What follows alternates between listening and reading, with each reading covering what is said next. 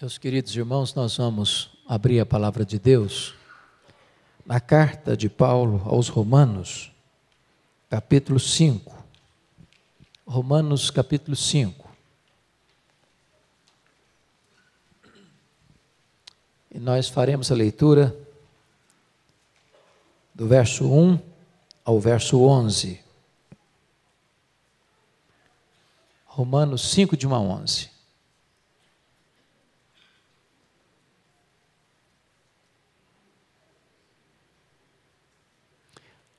As crianças vão descer, pastor Josué?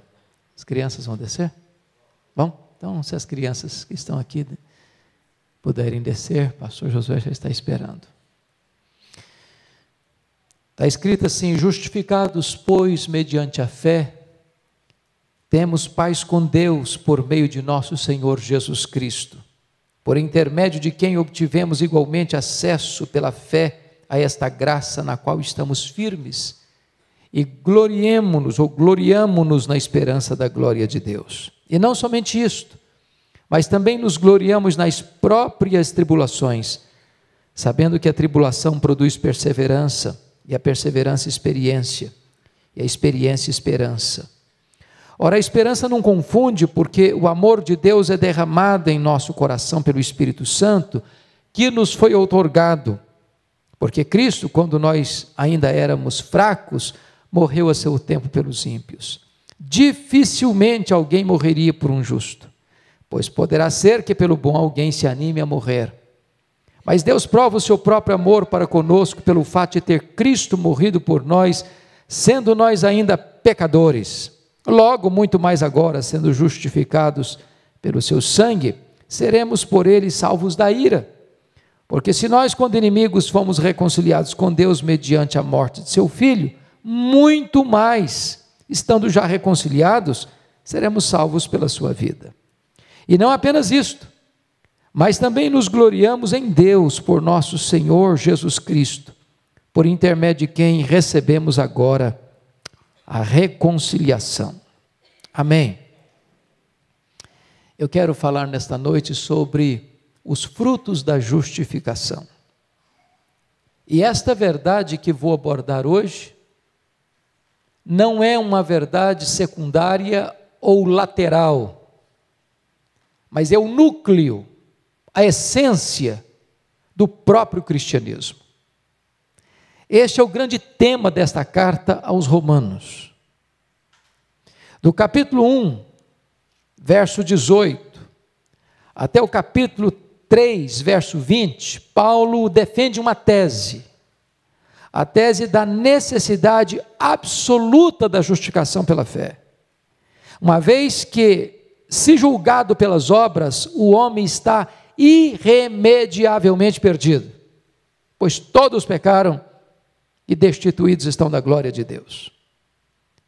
Do capítulo 3, verso 21, ao capítulo 4, verso 25, Paulo vai argumentar como essa justificação aconteceu em Cristo Jesus. Não foi pelas obras, foi pela graça.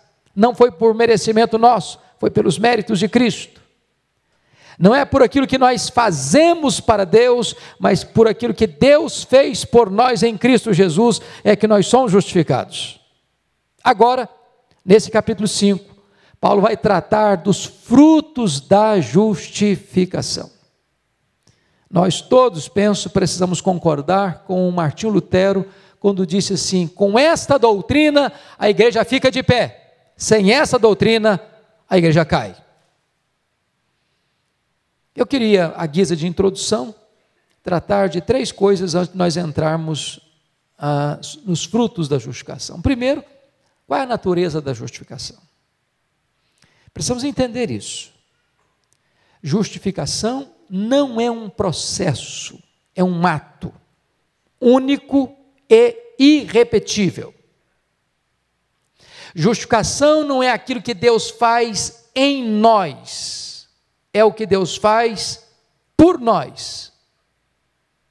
Justificação não acontece no seu coração, acontece no tribunal de Deus. Justificação é uma declaração jurídica de Deus, judicial de Deus. que acontece no tribunal de Deus, informando que todo aquele que crê no Senhor Jesus não tem mais culpa sobre ele. Ao contrário, o seu pecado foi colocado na conta de Cristo, e a justiça de Cristo foi colocada na sua conta. Portanto, ele é inculpável perante o tribunal de Deus e não há condenação mais para ele. Portanto, na justificação não tem graus. Em outras palavras, não tem ninguém mais justificado do que outro. O crente mais fraco está tão justificado quanto o crente mais piedoso. Esta é uma declaração jurídica de Deus. Agora, a pergunta é: a quem Deus justifica? Nós julgaríamos injusto o justo justificar o injusto. Porque o justo justificar o injusto é injusto. Mas Deus não justifica o justo. Deus justifica o injusto. Mas como Deus pode ser justo e ao mesmo tempo justificar o injusto? Para nós é uma injustiça. E lá em Provérbios chega a dizer que Deus chama de abominação aquele que justificar o ímpio. Mas então como Deus pode ser justo e justificar o injusto? Deus justifica o injusto não por causa da injustiça do injusto, nem por causa da suposta justiça dele, porque a justiça do injusto aos olhos do Deus justo não passa de trapo de imundície. Deus justifica o injusto, imputando, colocando na conta do injusto a justiça plena do justo. Jesus Cristo, o justo, morreu por nós injustos, pagou a nossa dívida e agora Deus bota no nosso crédito a justiça do seu Filho. Por isso ele nos justifica e ao mesmo tempo continua sendo justo. Segunda coisa que nós precisamos entender é a causa meritória da justificação. A causa meritória da justificação é a morte de Cristo em nosso favor.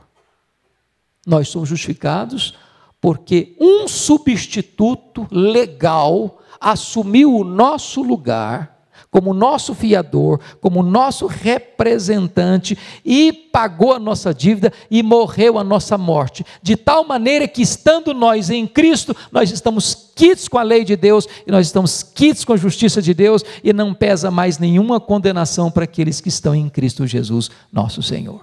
Esta é a causa legal, esta é a causa meritória da justificação. Mas existe uma causa, que é a causa que nós chamamos de instrumental, é a fé. Justificados, pois, mediante a fé. Você e eu não somos justificados pela nossa fé, ou melhor, por causa da nossa fé. Nós somos justificados mediante a fé. A fé não é a causa meritória, a fé é a causa instrumental. Pela fé nós nos apropriamos do que Cristo fez por nós na cruz do Calvário. Então preste bem atenção. Você não é salvo por causa da sua fé. Você é salvo por causa de Cristo e da sua morte. Mas você se apropria desse presente mediante a fé. Pois bem, dito isto, então agora é hora de nós olharmos quais são os frutos da justificação. Primeiro, olha comigo o verso 1. Justificados, pois, mediante a fé, temos paz com Deus. Primeiro fruto da justificação é paz com Deus. E é preciso entender que paz com Deus é diferente de paz de Deus. Paz de Deus, que está lá em Filipenses 4:7, é um sentimento que pode estar com um tanque cheio hoje e pode estar com um tanque vazio amanhã. Você pode estar com muita gostosa paz de Deus hoje e amanhã você pode estar num vale de muito aperto e muita angústia, precisando da paz de Deus no seu coração. paz com Deus não sofre variação, porque paz com Deus não é um sentimento, é um status. Paz com Deus significa que antes de você crer em Jesus, você era réu diante de um juiz. Agora, tendo paz com Deus, você é filho diante de um pai. Significa que o muro de separação acabou, que a inimizade acabou, que você foi reconciliado com Deus e tem plena aceitação na presença de Deus. Lembram lá no Velho Testamento? Os gentios ficavam do lado, no pátio dos gentios, e até os sacerdotes tinham um véu do templo que não podia entrar senão uma vez por ano. Pois bem, com a morte de Cristo, o muro foi quebrado e o véu foi rasgado. Agora nós temos pleno acesso a Deus, fomos reconciliados com Ele, isso é paz com Deus. Segundo fruto, olha comigo o verso 2. Por intermédio de quem obtivemos igualmente acesso pela fé a esta graça na qual estamos firmes. Se o primeiro fruto da justificação é paz com Deus, isso tem a ver com o passado, o segundo fruto é acesso à graça, isso tem a ver com o presente. E essa palavra, acesso na língua grega, ela tinha 3 significados. Primeiro, tinha o significado de alguém entrando na presença da realeza, no palácio do rei. Eu quero dizer para você que nós temos acesso à sala do trono. Você pode ser feio, você pode ser bonito, você pode ser velho, você pode ser jovem, você pode ser rico, você pode ser pobre, você pode ser doutor, você pode ser analfabeto. Você entra na presença do rei, não é pelos atributos secundários que você tem, você entra na presença do rei porque você é filho do rei, você tem livre acesso. Segundo, essa palavra acesso tinha a ideia de entrar no templo para adorar. Significa o seguinte, que Deus não habita em casas humanas, feitas por mãos humanas. Deus é Espírito e importa que os seus adoradores o adorem em Espírito e em verdade. Não importa se você esteja na rua, não importa se você esteja no hospital, não importa se você esteja no seu escritório de trabalho, ou no seu campo de atividade, não importa se aqui no templo, não importa o lugar que você esteja, você tem qualquer momento, qualquer dia, em qualquer lugar, livre acesso à presença de Deus como adorador. Livre acesso. A palavra acesso tinha um terceiro significado no grego. Significava ancorar no porto, seguro.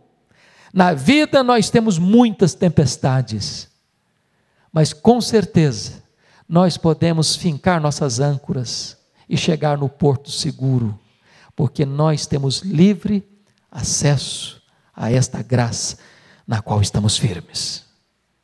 Se a paz é um fato único de mudança de status, acesso à graça é uma coisa contínua ao longo da nossa vida. Terceiro resultado, ou terceiro fruto da justificação, confira comigo por favor, o verso 2. E gloriamo-nos na esperança da glória de Deus. Então, é a alegria e exultação na glória.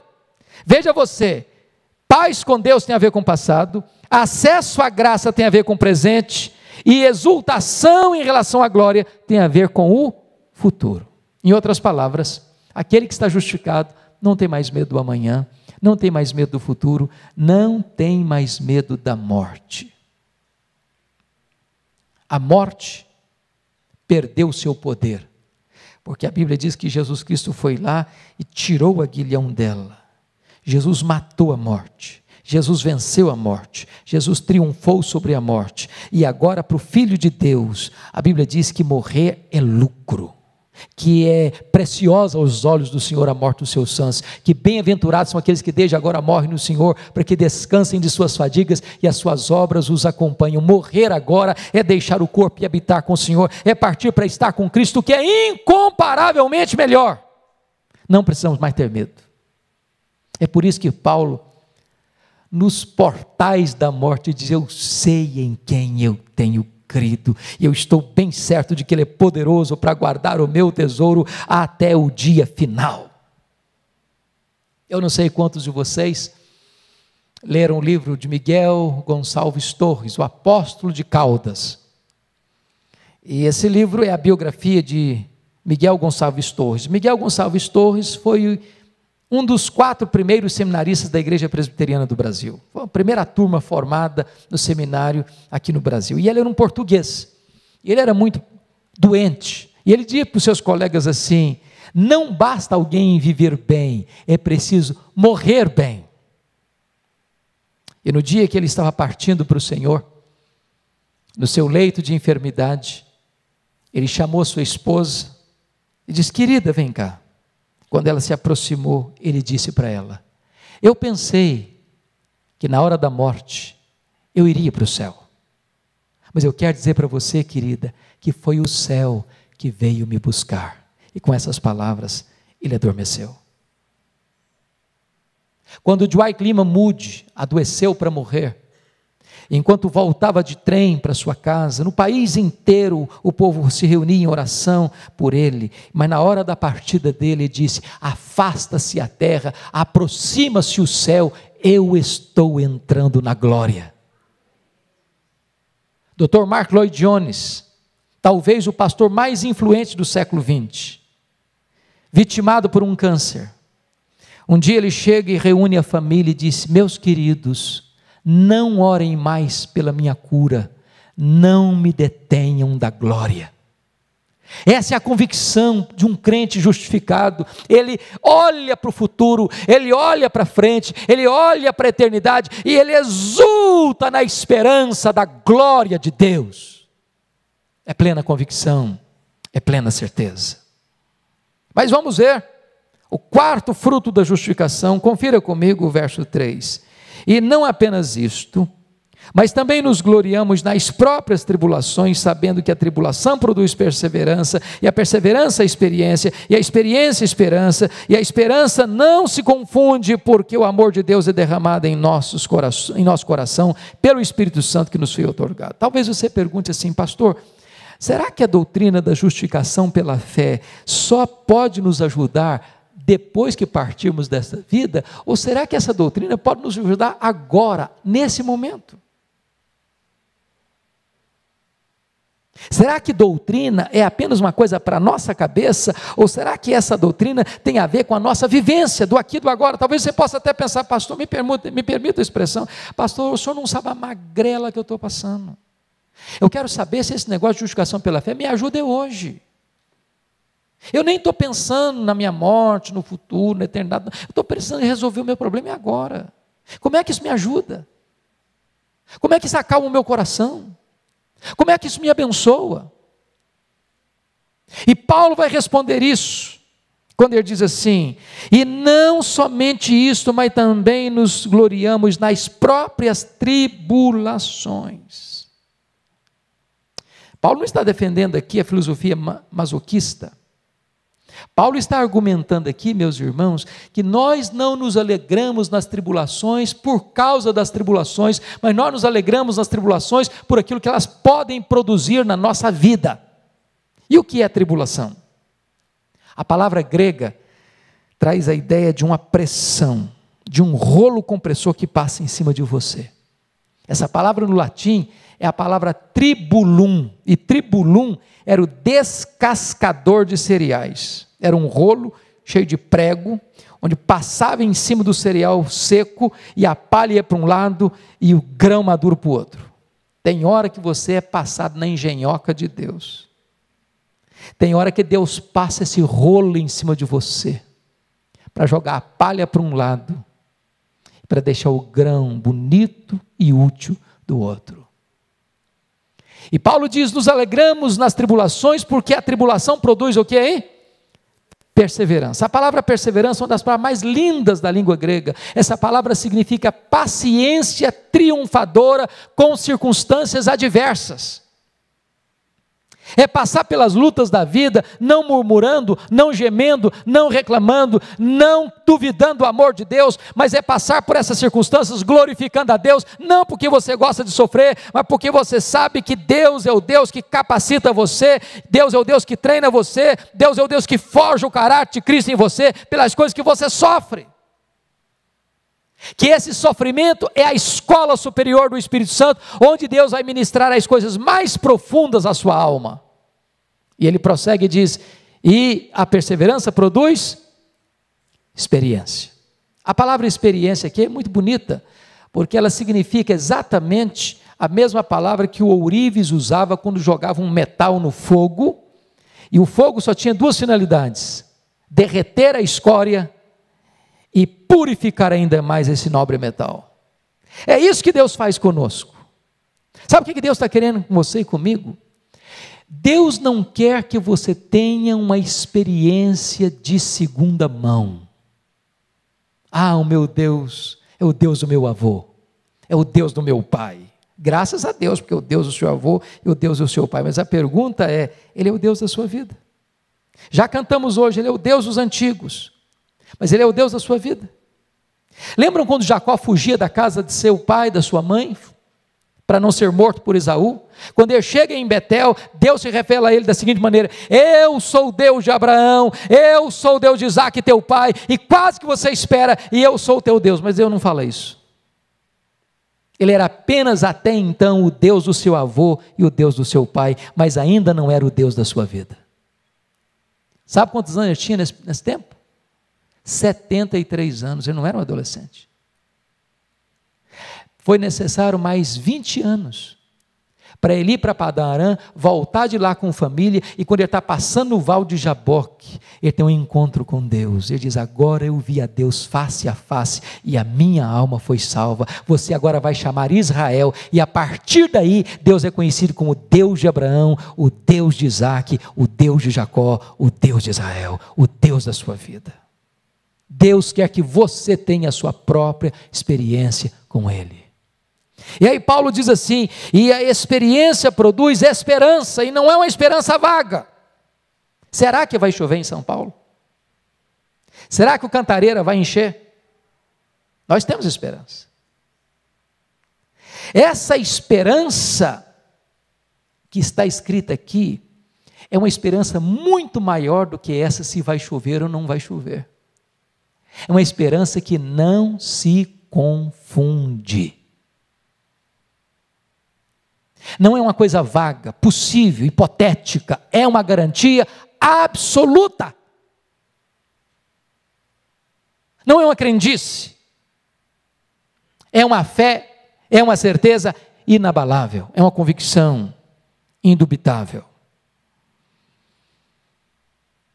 Mas aí, queridos, nós vamos ver agora o quinto fruto da justificação. Confira comigo versos 5 a 8. Que é o derramamento do amor. Ora, a esperança não confunde, porque o amor de Deus é derramado em nosso coração pelo Espírito Santo que nos foi outorgado. Porque Cristo, quando nós éramos fracos, morreu ao seu tempo pelos ímpios. Dificilmente alguém morreria por um justo, pois poderá que pelo bom alguém se anime a morrer. Mas Deus prova o seu próprio amor para conosco, pelo fato de ter Cristo morrido por nós, sendo nós ainda pecadores. Eu quero dizer para você que aqui há um derramamento do amor de Deus no nosso coração. É uma espécie de chuvarada de Deus. Eu quero dizer que o seu coração não fica igual Cantareira, vazio, não. Há uma chuvarada, há torrentes de Deus enchendo o seu coração. E como é que esse amor de Deus, que vem como chuva torrencial sobre o seu coração, esse amor é caracterizado de três maneiras. Primeiro, é um amor profuso, copioso. É um derramamento do amor. Você é encharcado por esse amor. Você fica constrangido por esse amor. O amor de Deus por você não foi um amor apenas escrito em letras de fogo nas nuvens, mas demonstrado, esculpido na cruz do Calvário. Deus amou você de tal maneira que deu seu Filho. Segundo, o amor de Deus é um amor imerecido. Confira comigo, por favor, como Paulo descreve a você e a mim o ser humano nos versos 6 a 10. Se você conferir aí, versículo 6, Paulo diz que nós éramos fracos. Depois ele diz no verso 6 que nós éramos ímpios. Depois ele diz no verso 8 que nós éramos pecadores. Depois ele diz no verso 10 que nós éramos inimigos. Bom, amar uma pessoa boa é uma coisa natural. Paulo chega até a fazer a seguinte colocação: é até possível que por alguém que seja boa, uma pessoa boa, alguém se anime a morrer. Eu pergunto a você, se animaria a morrer por alguém bom? Você se animaria? Agora, ainda que você se animasse, quem é pai e quem é mãe aqui, jamais, nem pensaria na grande ou pequena possibilidade de oferecer seu filho para morrer. Você até é capaz de morrer, mas entregar seu filho, impensável. Impensável. Pois o amor de Deus por nós não é produzido por quem nós somos, mas apesar de quem nós somos. Deus nos amou quando nós éramos fracos, quando nós éramos ímpios, quando nós éramos pecadores, quando nós éramos inimigos dele. Deus foi capaz de amar infinitamente os objetos da sua ira. É um amor imerecido. Terceiro lugar, este amor é um amor provado. Confira aqui o versículo 8 comigo. Mas Deus prova o seu próprio amor para conosco pelo fato de ter Cristo morrido por nós, sendo nós ainda pecadores. Então nunca duvide do amor de Deus, nunca questione o amor de Deus, nunca peça provas do amor de Deus. Deus já provou o seu máximo amor, dando o seu filho para morrer por você, sendo você um pecador. Penúltimo lugar, sexto fruto da justificação, é a certeza da glorificação. Confira comigo os versos 9 e 10. Logo muito mais agora, sendo justificados pelo seu sangue, seremos por ele salvos da ira. Primeiro resultado, amado, aqui, é a certeza da glorificação. O que está escrito aí? Sendo justificados pelo seu sangue, seremos por ele salvos da ira. Não entraremos em juízo de condenação. Isso já está resolvido. Aquele que crê não é julgado. O que não crê já está julgado. Portanto, a sua sentença já está lavrada. Não tem mais condenação sobre a sua vida. Você já está na glória. Aos que Deus predestinou, a esses Deus também chamou. Aos que Deus chamou, a esses Deus também justificou. E aos que Deus justificou, a esses Deus também glorificou. Você tem plena certeza que lá no juízo final, você vai ficar de pé, quando todos terão que se curvar com o rosto no chão, você vai ficar de pé, porque a justiça que leva você àquele tribunal, não é a sua própria, mas a plena justiça de Jesus Cristo, Filho de Deus, imputada a você. Não há condenação. Não há juízo, você passou da morte para a vida. Segunda coisa que acontece, olha comigo no verso 10, que é plena comunhão, porque se nós, quando inimigos, fomos reconciliados com Deus mediante a morte de seu Filho, muito mais estando reconciliados, seremos salvos pela sua vida. Em outras palavras, a morte de Cristo na cruz não foi tudo que ele fez por nós. Tem mais. Ele morreu pelos nossos pecados, diz Paulo, e ele ressuscitou por causa da nossa justificação, e agora ele vive lá no céu para interceder por nós. Nós temos plena comunhão com ele. Ele vive para nós. Ele morreu por nós, mas ele vive para nós. Como nosso amigo, como nosso conselheiro, como nosso consolador, como nosso intercessor, como nosso Senhor, como nosso Rei, como nosso soberano. Mas finalmente, quero concluir. Sétimo e último resultado, ou sétimo e último fruto da justificação, conforme esse texto, é a alegria em Deus. Olha o verso 11 comigo. E não apenas isto, mas também nos gloriamos em Deus, por nosso Senhor Jesus Cristo, por intermédio de quem recebemos agora a reconciliação. Confira você 3 expressões no texto. A primeira delas está no verso 2. Gloriamo-nos na esperança da glória de Deus, em relação ao futuro. Segundo, verso 3. E gloriamo-nos nas próprias tribulações, em relação ao presente. Mas agora Paulo chega ao ápice ápice da sua argumentação e diz: nós também nos gloriamos em Deus. O que significa isso? Significa que a nossa máxima alegria não está nem mesmo na nossa salvação, mas está no Deus da nossa salvação. Melhor do que suas dádivas é o doador. Deus é o supremo bem e a razão máxima e o conteúdo máximo da nossa máxima alegria. Nos gloriamos em Deus. Na linguagem de Abacuque, ainda que chegue uma catástrofe, ainda que uma tragédia desabe sobre a nossa cabeça, ainda que o campo não produza nada, ainda que não chova em São Paulo, ainda assim, eu me alegrarei no Deus da minha salvação. Deus é a nossa alegria máxima, absoluta, plena, louvado seja o seu nome.